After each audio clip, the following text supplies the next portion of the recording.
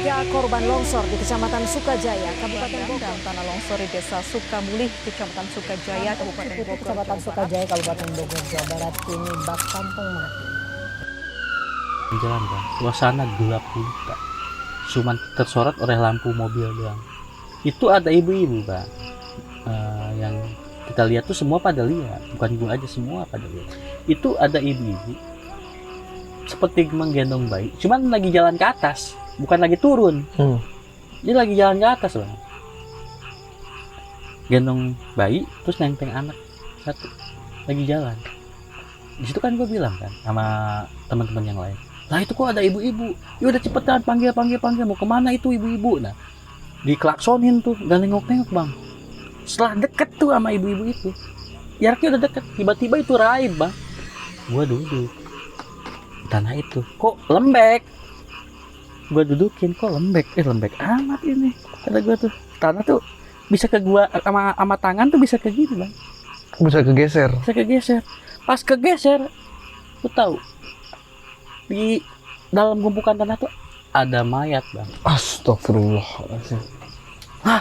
Pas ikan kesenter sama lampu headlamp gua kan, lah astagfirullahaladzim, bang ini mayat bang, ada mayat, mana deh. Semua kan nyamperin. Itu setelah di ini bang, tahu jenazah yang gua temuin itu sosok ibu-ibu dengan bayi dan anak kecil. Yang ditemuin waktu Perjalanan jalannya ke atas.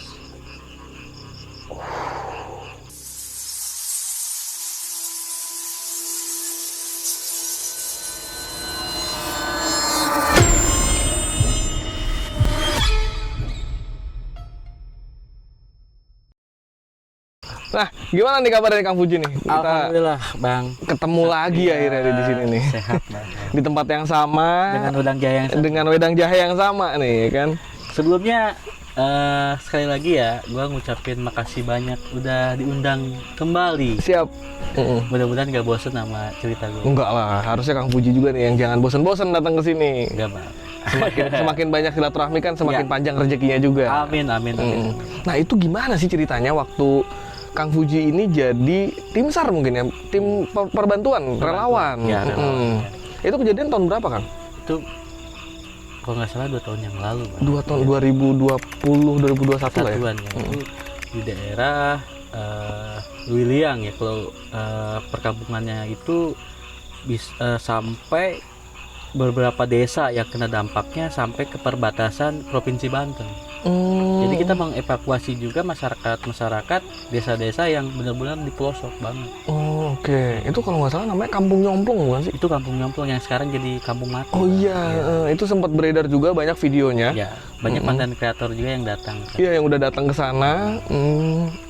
Nah, itu yang Kang Fuji temukan di sana ya. Pengalaman horor apa? Nah, ini salah satunya ya. Ketika itu patroli malam, kebetulan pakai mobil seperti mobil Ranger kayak itu ya, yang ada bak di belakang. Sebetulnya kita mau mengevakuasi ke suatu kampung yang ada di pelosok, yang ada di paling ujung. Yang ada di paling ujung. Nah, di pertengahan perjalanan itu, gue ngeliat sosok ibu-ibu gendong bayi sambil nuntun anak. Cuman lagi jalan ke arah atas. Kita dari arah bawah kan. Tuh. Lah, kita kan sama teman-teman lihat, tuh, itu kok ada ibu-ibu. Dia udah panggil. Nah, kita panggil nggak nengok-nengok. Setelah kita dekat nih, berapa jarak antara 2 meteran mau ngedeketin si ibu-ibu itu ibu-ibu itu sama anaknya hilang. Ada yang lebih menyeramkan lagi? Banyak lah. Banyak. Tahan dulu ceritanya. Siap. Nah, buat teman-teman semua nih, siapin kopi kalian, sandaran duduk yang ternyaman, sama mungkin kalau yang mau nyemil siapin dulu cemilannya, sekarang siapin dan di like dulu. Yang belum subscribe dulu, biar kalian lebih enjoy untuk menikmatinya. Karena sebentar lagi Kang Fuji akan menceritakan tentang pengalaman yang tidak kalah menyeramkan dibandingkan pengalaman yang pernah dialami di Gunung Salak kemarin. Jadi, selamat mendengarkan.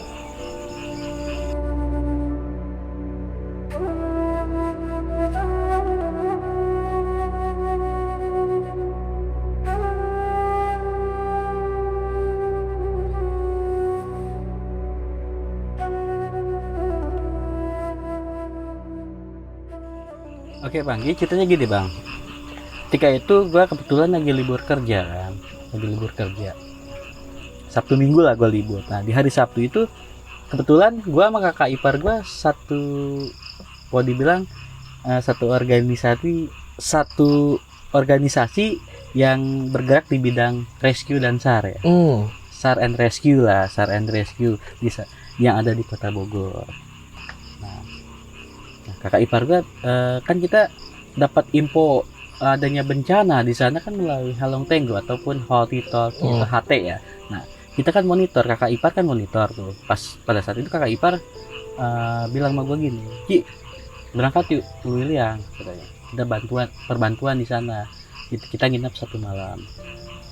Kebetulan sebenarnya bang itu gue berangkat sama kakak ipar tuh itu udah 4 hari pasca kejadian. Jadi ada beberapa tim kita yang udah ngepost di sana.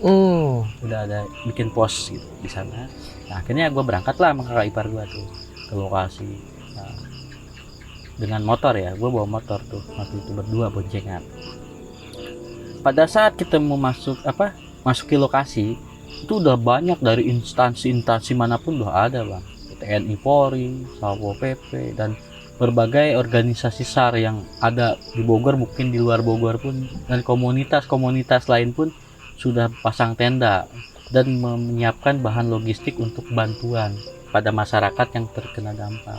Dan banyak juga masyarakat yang udah dialokasikan, dipindahkan dari kampungnya itu. Namun kebanyakan ada juga yang gak mau dipindahkan.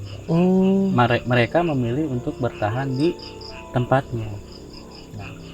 Itu ketika gua datang itu udah rame ya, akhirnya kita nyari pos kita. Nah nyampailah kita ke pos kita kan.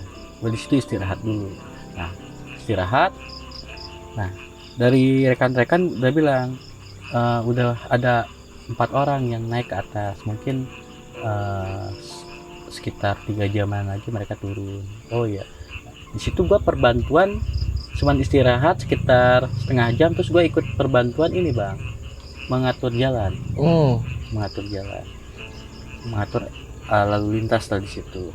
Karena kan banyak juga yang dari mana-mana pengen lihat ke lokasi kan nggak boleh. Akhirnya gue nahan ngatur lalu lintas di situ, ngebantu dengan instansi seperti TNI Polri lah, gue ngebantu di situ. Nah akhirnya kan kita di briefing kan, dibuat tim untuk mengevakuasi ke salah satu desa yang ada di pelosok yang hampir desa itu perbatasan dengan Banten, Provinsi Banten. Jadi paling pelosok banget. Nah, saya gabungan itu TNI, Polri, saya dari Satpol PP, dari tim rescue lain, BPBD, Basarnas tuh berangkat berapa mobil. Nah, kebetulan saya di mobil pertama bang. Nah pada saat di pertengahan jalan itu suasana udah nggak ada pencahayaan sama sekali, gelap gulita, dan jalan pun udah lumpur. Kalau mobil dengan ban yang biasa mungkin nggak bisa naik, harus ban radial ya, itu double gardan baru bisa naik.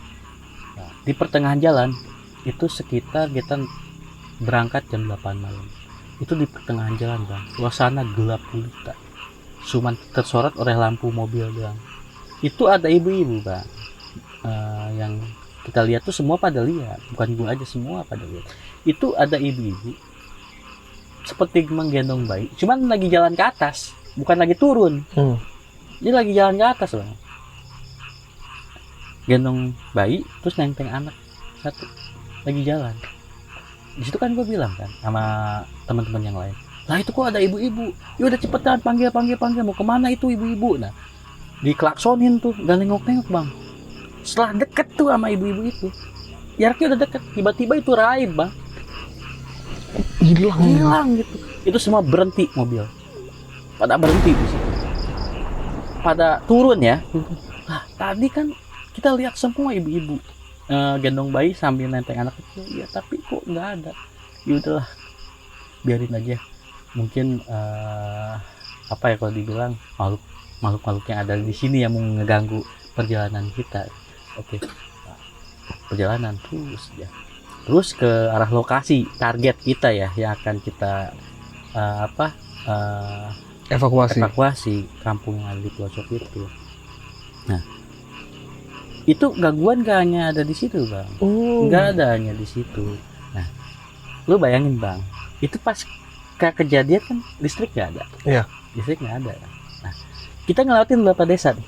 Nah, mungkin konten kreator, teman-teman yang suka explore, atau banyak konten kreator yang udah pernah mendatangi kampung itu. Yang sekarang kalau dibilang hebohnya kampung mati. Iya. Yang udah ditinggalkan oleh pemiliknya kan. Itu nggak ada listrik kan? Iya. Nggak ada listrik sama sekali. Tapi kenapa di situ nyala? Lampu pada nyala semua. Normalnya kan terputus listrik kan? Nggak ada penerangan. Dan di situ nyala semua. Oke. Ya, setiap rumah tuh lampu layaknya seperti biasa lah, nyala. Nyala biasa. Di situ kita suruh ngecek bang. Suruh ngecek. Ya udah, coba cek dulu. Barangkali ada orang di sana. Kalau ada orang, kita paksa bawa turun. Gitu. Ditakutkan karena waktu itu intensi hujan tuh sangat deras bang. Iya. Yang ditakutkan itu longsor dan banjir bandang lagi Nah, susulan. pokoknya kita ditugaskan untuk mengevakuasi masyarakat yang masih bertahan di rumahnya masing-masing. Nah, pada saat itu kita ngecek, gua turun ngecek. Gua tuh kalau nggak salah berenam dari berbagai instansi, ada beberapa instansi juga ya, TNI Polri, gua Pol PP dan Basarnas kita turun. Gua pakai headlamp bang, gua inget pakai headlamp. Nah, itu kita ngecek. Itu kan jarak parkir perumahan sama kampung itu nggak jauh, jarak parkir sama mobil. Pada saat kita parkir mobil kan itu rumah tuh masih terang, lampu pada nyala. Kok aneh ya lampu pada nyala ya di sini, sedangkan listrik dari mana? Turun kita. Jarak 500 meter udah mau masuk kampung itu gelap total. Jadi ngeredup lagi tuh gelap total. Di situ kita hanya pandang-pandangan aja. Nah, pada saat kita lirik-lirikan, loh kok aneh gelap lagi kan gitu yang ngomong gitu. Gimana mau kita periksa atau enggak? Nah, ya udahlah mungkin nggak ada orang. Tapi pada saat mau pada balik kanan ke mobil lagi, itu ada anak kecil bang. Di salah satu rumah itu manggil gini, diupain tangan, wah gua merinding nih. Gua kan nengok gini, bang, itu ada anak kecil di situ tuh manggil. Anak kecil mana? Itu anak kecil kata gua. Lu, gua diseret, udah ayo. Enggak, itu anak kecil manggil. Sini. Tapi yang lain nggak lihat. Akhirnya gue dipaksa. Udah ayo. Serius bang, tuh anak kecil. Nggak ada. Sampai gue cek itu ada anak kecil. Nggak ada. Gue dipaksa suruh naik mobil lagi. Nggak ada anak kecil. Tadi saya lihat itu manggil kita bang. Nggak ada. Lu halusinasi aja, Nah, udah jalan kita tuh. Kita kan ada 2 mobil ya. 2 mobil. Saya gelap sama sekali, itu gelap. Nah, tiba-tiba mobil mogok yang belakang. Mogok. Berhenti semua, ngecek kan. Itu aneh bang. Itu semua kalau dibilang mesin aman, bensin aman, semua aman. Tapi itu mobil mati. Nah, pada saat mobil mati, ya kalau biasalah lagi benerin lah, dioprek lah, biasanya dioprek, posisinya lagi dicekin semua. Gua sambil ngerokok. Kan bekas longsoran, mungkin bekas banjir itu kan kayak tanah ngebentuk gini ya. Kayak bentuk ini. Gua duduk tanah itu, kok lembek. Gua dudukin, kok lembek amat ini. Kata gua tuh, tanah tuh bisa ke gua sama tangan tuh bisa ke gini bang. Bisa kegeser. Pas kegeser, lu tahu di dalam tumpukan tanah tuh ada mayat bang. Astagfirullahaladzim. Pas ikan kesentor sama lampu headlamp gua kan. Lah, astagfirullahaladzim, bang, ini mayat bang, ada mayat, mana deh? Semua kan nyamperin, itu setelah di ini bang, tahu jenazah yang gua temuin, itu sosok ibu-ibu dengan bayi dan anak kecil. Yang ditemuin waktu Perjalanan gua naik ke atas. Dengan bayi yang lain masih di ais bang, masih di ais. Itu akhirnya kita dengan seadanya ya, peralatan seadanya, dibungkus dan kita turun langsung ke bawah ke pos untuk membawa jenazah ini ke rumah sakit untuk diotopsi. Kan kebetulan ambulan siapkan, di situ ada ambulan yang siaga kan. Di situ kan kita kalau dibilang apa ya, berarti sosok yang pada saat kita naik ke atas, ibu-ibu sedang jalan itu udah sosok arwah ya, kalau bilang korin gitu ya. Mereka gitu kayak menunjukin bahwa kita ada di atas gitu, seperti mau apa, ngasih petunjuk gitu sama kita. Ya gitu, karena capek lelah gue tidur bang. Gue capek nih bang, tidur istirahat. Gue tidur bang. Tidur itu aman, gue nggak ngalamin apa-apa lagi, biasa berjalan seperti biasa. Pagi gue bangun, kakak ipar gue bilang gini, lu masih bisa izin nggak Ji ke kantor? Kenapa? Kita 3 harian lah di situ tukar bantuan. Coba saya telepon, cuman kan karena jaringan handphone susah, nggak ada di situ. Kita harus turun dulu bang. Kita harus turun dulu ke Jalan Raya Luiliang. Kalau nggak salah itu deket gua, sebelum Jalan Raya Luiliang gua dapat sinyal tuh deket perkebunan sawit. Oh ya, perkebunan sawit. Gua di situ dapat sinyal. Di situ gua minta izin sama HRD gua bahwa gua posisinya sedang ada di tempat evakuasi banjir bandang. Nah, kebetulan dari pihak tempat kerjaan gua tuh datang untuk memang mereka mau datang untuk perbantuan kesehatan. Kebetulan dari rumah sakit. Ya, bantuan kesehatan sama obat-obatan dan logistik lain lah ya. Untuk ke kampung itu ya udah aja nggak apa-apa. Kebetulan kami juga mau berangkat ke sana katanya. Alhamdulillah kan gue dapat izin kan.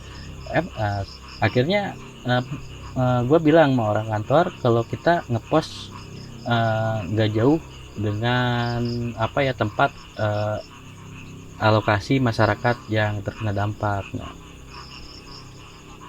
Gue nunggu di situ kan, rombongan dari tempat kerjaan gue. Akhirnya gue ketemu lah sama teman-teman dari tempat kerjaan. Nah, gue bawa ke pos gue lah untuk istirahat. Nah, mereka biasa lah bang ke tempat apa sih, pengungsian ya.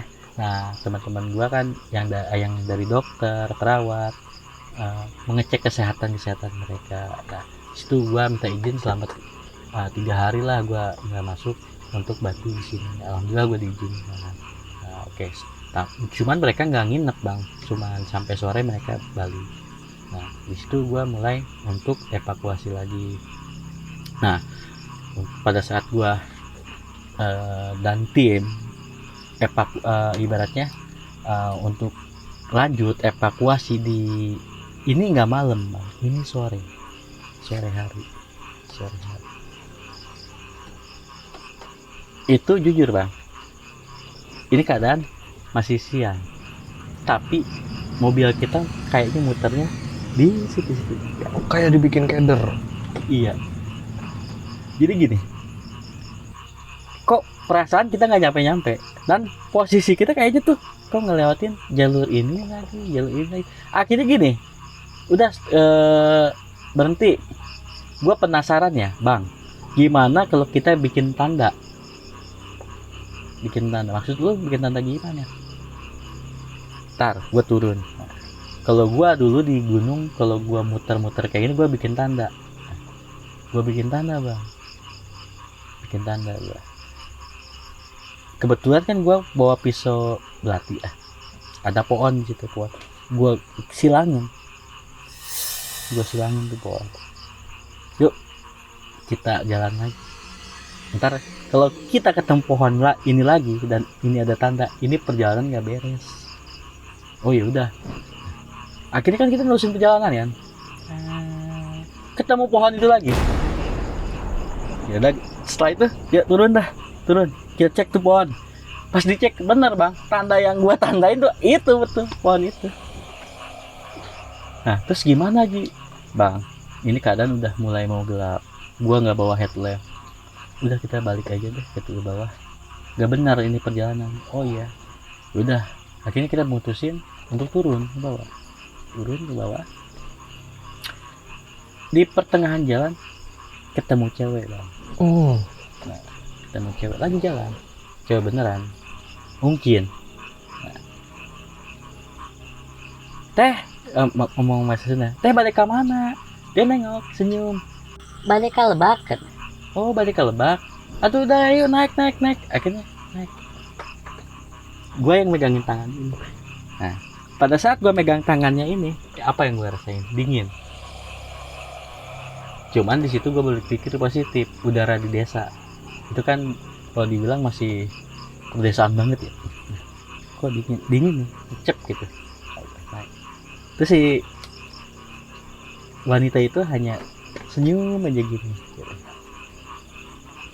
Dari mana? Iya teh, kita mau evakuasi masyarakat yang masih ada di atas gitu. Takutnya ada banjir susulan. Cuman senyum gini. Senyum. Nah, pas ini gua lupa lagi ya, pokoknya tikungan. Jalannya kan jadi kita kan mundur gitu ya. Mundur, turunan, terus pas tikungan. Nah, si cewek ini minta berhenti di situ.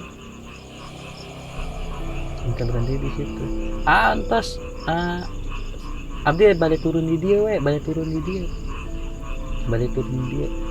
Lah teh kan si jauh ke bawah itu sawios abdi badan ngumpan rencangan heula. Abdi apal jalan ieu tenang we kata. Pokokna mah mah turun we kalau Pak. Abdi mah nanti mitos apal jalan ieu aya motong kan jalan jadinya jalan setapak lah kata dia. Nggak apa-apa teh sawios teu naon sok di payun. Udahlah. Tapi kita mantau juga bang. Mantau juga pas mobil kita jalan kita liatin juga gitu. Tapi itu benar biasa cewek itu. Nggak ada hal-hal yang aneh. Turun ke bawah. Lu tahu apa yang terjadi bang? Pas turun ke bawah, ini pos gua. Ini lagi sibuk bang. Bawa jenazah di kalau dibilang kantong mayat mau dimasukin ambulan. Itu ada apa? Itu baru ditemuin jenazah di deket ini tikungan gitu. Nah gua penasaran kan, gua pengen lihat kan jenazah itu. Setelah gua lihat itu cewek yang ikut tebeng di mobil. Astagfirullahaladzim. Itu cewek yang ikut tebeng di mobil. Setelah gue lihat jenazahnya balik lagi gue. Wajah gue pucat. Gue tanya sama yang barengan semobil sama gue, kenapa Ji? Enggak bang, lu lihat aja ke ambulan bang. Nah sih, lihat aja. Ada apa sih? Iya ada jenazah. Lu lihat aja jenazahnya. Akhirnya penasaran tuh mereka lihat ke ambulan itu. Pas mereka lihat balik lagi mereka. Kata mereka aja. Kita nggak halu kan? Itu kan yang kita nebeng sama kita tadi kan? Iya. Kan dia turun di tikungan. Nah katanya ditemuin jenazahnya itu di tikungan. Di tikungan yang dia berhenti. Ya yang kita minta berhenti. Dia minta berhenti. Situ. Udah bang, gua gak mau naik lagi. Udah cukup hari ini stop. Besok gua balik. Waktu gua cuma sampai besok sampai balik. Tapi sore ini atau malam gua nggak mau naik lagi. Ya. Udah kita istirahat. Singkat cerita itu sekitar jam 12 malam bang. Gua kebangun. Emang di tiap pos rame, tapi udah pada tidur semua, mungkin kecapean. Udah tidur semua. Itu suasana susah nih. Kok dibilang, waduh, gimana ya? Sunyi lah. Gue lihat ke tiap tenda pada tidur, ke tiap pos relawan pada tidur semua, pada pulas tidur. Yang berjaga pun tidur. Nah, gue di situ jujur, gue bangun itu kebelet, pengen kencing. Gue kencing aja bang. Nah, pada saat gue lagi kencing nih, gue lihat ke arah atas, itu ngelihat seperti rombongan orang bawa keranda mayat.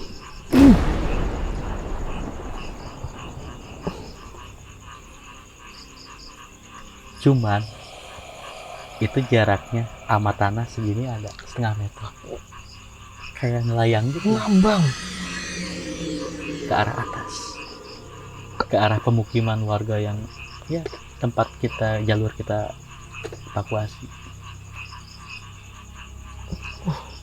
Di situ gua beres kencing, langsung lari gua ke pos, tidur gua. merinding. Tidur gua mutusin besok pagi-pagi cabut gua dari sini, Pulang. balik gua. Besok paginya gua izin, karena gua bilang gua siang harus udah kerja. Gua pagi-pagi itu sekitar 5:30 cabut, minta izin balik. Akhirnya gua balik sama kakak ipar gua. Dan apa bang, itu pas gua balik sama kakak ipar gua, itu tuh di deket perkebunan sawit, kita dihadang sosok ular bang. Itu ular piton kalau nggak salah, gedenya segede gulungan kasur bang. Segede gulungan kasur itu kita lihat ular. Itu tuh udah sekitar jam 5:30 lah. Gue kayak dihadang gitu bang. Gue sampai bilang, kayak kebetulan yang bawa motor kakak ipar gue. Kakak ipar gue sampai ngerem mendadak. Ini nggak salah nih lihat ular gede gini. Gak tahu aja katanya. Udah putar balik. Kan gugup ya. Masa bang ngeliat ular segede gitu bang. Pada saat kita lagi riuh muter balik motor, saking sama rasa takut, lenyap itu ular. Ularnya hilang. Sama kayak ibu-ibu waktu ularnya nggak ada. Kakak ipar tuh tadi kan situ Ji. Iya, kalau lari ibaratnya kalau ngegeser juga tuh ular segede apa pasti ketahuan kan, kelihatan itu ular itu lenyap. Dan di situ udah gila aja, kita lanjut bang. Udah gua pulang sampai Bogor. Dan udah nggak kesana-sana lagi. Gua nggak kesana lagi. Cuman setelah gua balik ke rumah, malamnya gue dimimpiin oleh sosok ibu-ibu yang bawa anak kecil sambil gendong bayi, dan anak kecil yang ada di rumah yang sekarang menjadi kampung mati itu, dan sosok wanita yang nebeng di mobil kita. Mereka kalau dibilang ngucapin seperti terima kasih banyak. Setelah sampai di rumah. Malamnya gue dapet mimpi seperti itu, gue didatangin sosok-sosok seperti itu. Ya mungkin itulah kan sedikit pengalaman gue, mungkin nggak begitu seram sih, tapi ini serem banget sih. Sedikit lah pengalaman gue ya yang gue bisa bagi. Mungkin ya menurut gue sih nggak terlalu seram lah, mungkin ada hikmahnya juga lah gitu. Ini serem banget sih, ini serem banget. Mungkin coba dianalisa sama Kang Yuda lagi kali ya. Boleh itu kan. Justru ini yang saya tunggu-tunggu. Iya, atau mungkin nanti Kang Fuji juga bisa langsung bertanya sama Kang Yuda tentang fenomena yang Kang Fuji itu alami. Sambil minum dulu, kita tunggu Kang Yuda datang. Karena Kang Yuda ini, untuk menghadirkan Kang Yuda ini agak sulit. Harus ada ritual. Harus ada ritual khusus. Iya. Assalamualaikum. Yang tuh kan sudah datang nih. Baru diomongin datang kan. Ngomongin saya ya? Iya. Emang kita hobi ngomongin orang. Assalamualaikum. Assalamualaikum. Sehat semuanya nih Kang? Sehat, alhamdulillah. Kang Fuji balik lagi nih ya? Iya, Kang Fuji nih. Jauh-jauh. Kang Yuda, terima kasih banyak. Sambil ngerokok? Siap, terus diundang lagi ya. Waduh, luar biasa ya, buka cerita tanah loba. Nah, tadi Kang Fuji ini cerita, waktu itu sempat jadi tim SAR. Wah, luar biasa. Luar biasa. Tugas yang mulia. Tugas yang mulia. Ya, appreciate ya. Kita kasih apresiasi dulu, karena tidak semua orang mampu dan sanggup terjun langsung ke lokasi yang apalagi itu bencana yang cukup menyeramkan. Ya. Cuman dibalik dari apa yang dilakukan sama Kang Fuji ini, banyak sekali halang rintang yang terjadi. Bahkan mulai dari yang pertama, Kang Fuji sempat bertemu dengan sosok ibu dan anak. Ya. Yang akhirnya di atas itu ternyata ibu dan anaknya sudah meninggal. Benar. Sempat dipanggil oleh sosok anak kecil ya? Ya, di kampung mati Di kampung Nyomplong, Nyomplong. dipanggil sama sosok anak kecil. Teman-temannya nggak ada yang lihat. Ya. Sempat juga membantu sosok wanita untuk turun dari atas naik ke mobil, itu semua satu tim lihat. Lihat, membantu. Tapi ternyata waktu pas sampai ke bawah, di mobil ambulans itu sedang sibuk untuk memasukkan jenazah wanita yang baru saja ditolong. Wow. Dan yang lebih mencengangkan menurut saya, Kang Yoda, itu yang sebelum Kang Fuji akhirnya istirahat, sedang buang air kecil, Iya. tiba-tiba melihat rombongan orang sedang membawa keranda mayat naik ke atas, sama dihadang sama ular ya. Ya, pas mau pulang Pas mau pulang. pagi sekitar 5:30. Nah, coba mungkin bisa dijelaskan sama Kang Yuda nih, fenomena-fenomena yang dirasakan sama Kang Fuji nih. Ya, ini fenomena yang bisa dibilang ya sebenarnya menyedihkan ya untuk keluarga terutama, dan juga untuk Kang Fuji ini sangat terpuji lah untuk tim SAR atau Basarnas itu kan jarang ada yang ini ya mau tugasnya. Sekali lagi kita ucapin terima kasih, udah mau apa ya, ikhlasin ya, ikhlasin yang dimana untuk membantu orang walaupun memang bukan keluarga kita sendiri gitu. Nah ya, kejadian tersebut yang Kang Fuji alami, yang kalau menurut analisa metafisika itu memang biasa terjadi di beberapa titik tempat yang memang bekas kejadian. Ya. Karena waktu itu memang pernah ada juga salah satu narsum nih. Dia itu dia korban, keluarganya juga korban. Tapi tsunami ini Pangandaran. Oh, Pangandaran. Ya, tsunami Pangandaran. Dan memang kejadiannya hampir sama yang dibilang tadi Bang Uji. Nah, itu namanya kalau menurut saya residual energi, atau ya bisa dibilang jin-jin Korean, yang dimana memang yang mungkin terekam di tempat tersebut sebelum kejadian. Ya, seperti warga, dan juga sebenarnya juga tujuannya untuk memberitahu loh, gitu loh. Kalau kita ngeh ya dari tadi tuh, sebenarnya mereka ini yang menampak itu memberitahu bahwa mereka ini belum ditemukan. Ngasih kode. Ya, mereka sudah tiada tapi belum ditemukan. Seperti ibu yang mau menggendong anak, buktinya kan ditemukan. Gak lama dari itu ketemukan. Terus juga ya tadi itu anak kecil ya, dan cewek itu ya, itu kan gak lama ditemukan. Sebenarnya itu udah simbol-simbol alam yang menandakan bahwa ini udah ini gitu loh. Udah nggak ada. Udah ada, tapi memang belum dievakuasi.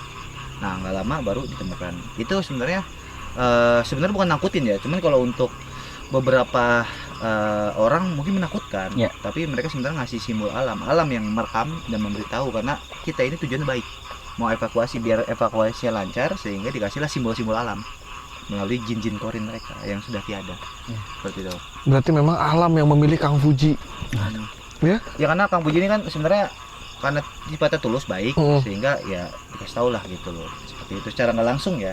Nah, terus juga ada kejadian tenda apa tuh, orang apa keranda ya, keranda ya pas lagi di pos ngeliat keranda, dan juga banyak orang gitu mau ikut keranda. Itu sebenarnya lebih ke menandakan bahwa memang di tempat tersebut sedang berduka. Berduka lah, dan yang namanya bencana pasti berduka lah ya. Dan memang banyak korban, dan juga menandakan bahwa memang ada juga indikasi jin yang ingin jahil. Oh iya. Ya, kan jin itu ada yang baik, ada yang jahat, ada yang jahil. Kayak manusia aja sama gitu kan. Nah, mereka ini kadang-kadang tujuannya malah menakut-nakutin orang-orang yang tujuannya bantu. Iya, biar ini proses nggak lancar. Gitu. Bahkan sampai disesatin tadi ya. Saya diputar-putar tuh. Nah, itu kadang-kadang mereka ini ada juga yang memang malah menakut-nakuti kita, agar bahasanya ya mereka kan suka ya kalau ada bau amil, bau itu, seperti itu, biar jadi sarang mereka seperti itu. Dan juga jin itu kadang-kadang suka menyesatkan, yang tadi diputer-puter ya itu menyesatkan. Nah, maka dari itu ya kembali lagi, kalau kita setiap melakukan apa-apa berdoa, insya Allah gitu loh, walaupun kita disesatkan atau ditakut-takutin, hal-hal yang kayak itu mah lewat gitu ya, seperti itu.